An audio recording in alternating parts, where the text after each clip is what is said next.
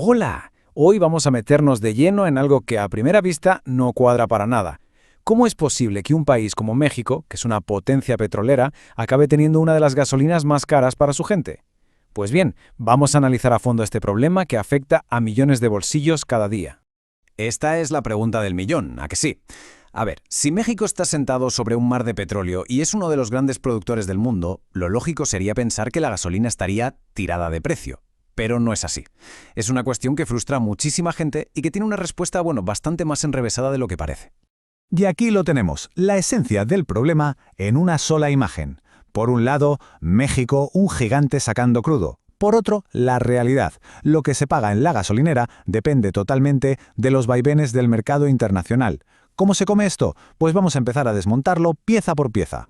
Para que todo quede claro, vamos a seguir una hoja de ruta muy concreta. Primero, vamos a definir bien esa paradoja. Después, veremos por qué la cadena de producción está básicamente hecha un desastre. Indagaremos en la deuda monumental que lo frena todo, analizaremos la gran apuesta del gobierno para arreglarlo y, para terminar, nos plantearemos si había otra forma de hacer las cosas. Empezamos por el principio, la paradoja del productor. Esto se resume en una idea que suena casi a chiste malo. Vender baratísima la materia prima que te sobra para luego tener que comprar carísimo el producto ya elaborado que necesitas con urgencia. Esta analogía es que lo clava. Pensemos en ello. México saca millones de barriles de crudo, que es el trigo.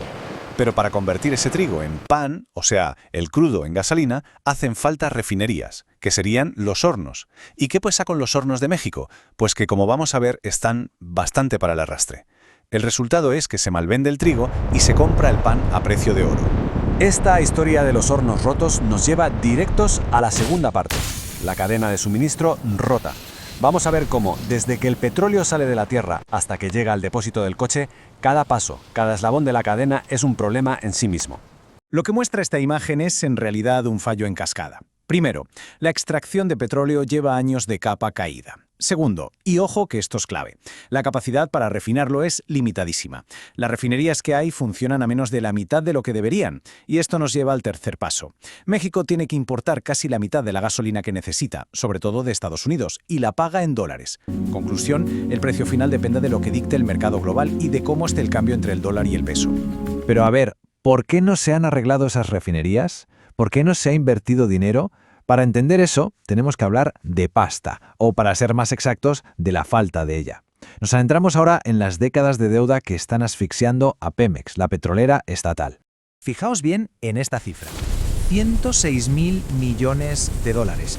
Es que es un número tan bestia que cuesta hasta imaginarlo. Es una de las deudas de empresa más grandes de todo el mundo.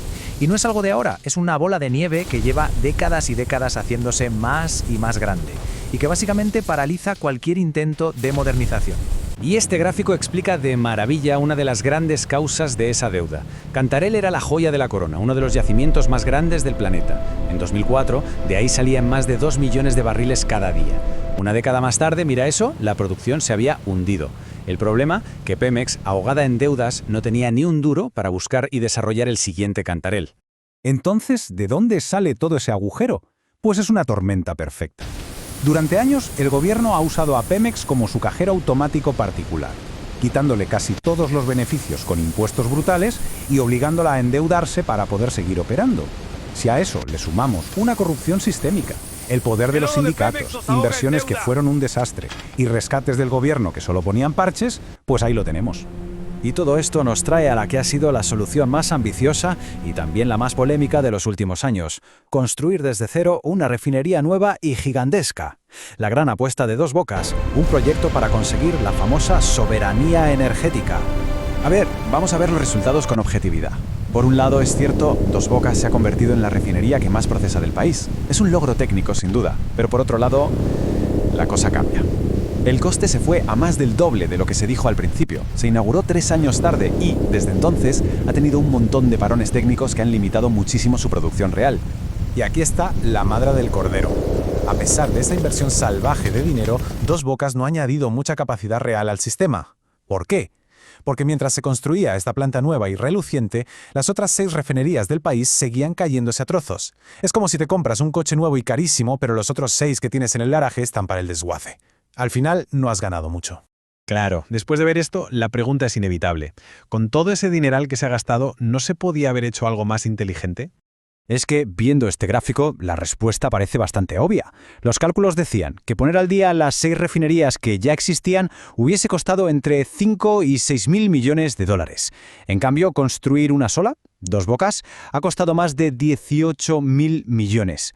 La diferencia es simplemente abismal. Y esto nos lleva a la última parte de este análisis, el camino no tomado. La idea de que quizá la solución de verdad no es construir más cosas, sino cambiar la estructura del problema desde sus cimientos. A ver, una solución estructural de verdad tendría varias patas.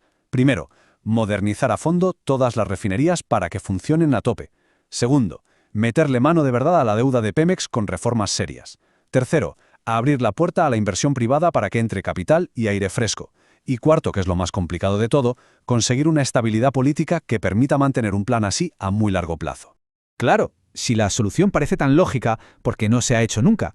Pues porque, como bien dice aquí, cada uno de esos pasos se da de bruces contra un muro enorme de intereses políticos, sindicales e ideológicos que llevan décadas manejando el cotarro.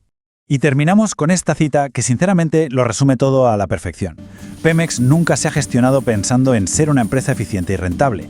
Siempre ha sido un instrumento político, una fuente de dinero para el gobierno de turno, un sitio donde colocar a gente afín y un símbolo del nacionalismo. Y esa, en el fondo, es la verdadera raíz de la paradoja que a día de hoy sigue ahogando al consumidor cada vez que va a la gasolinera.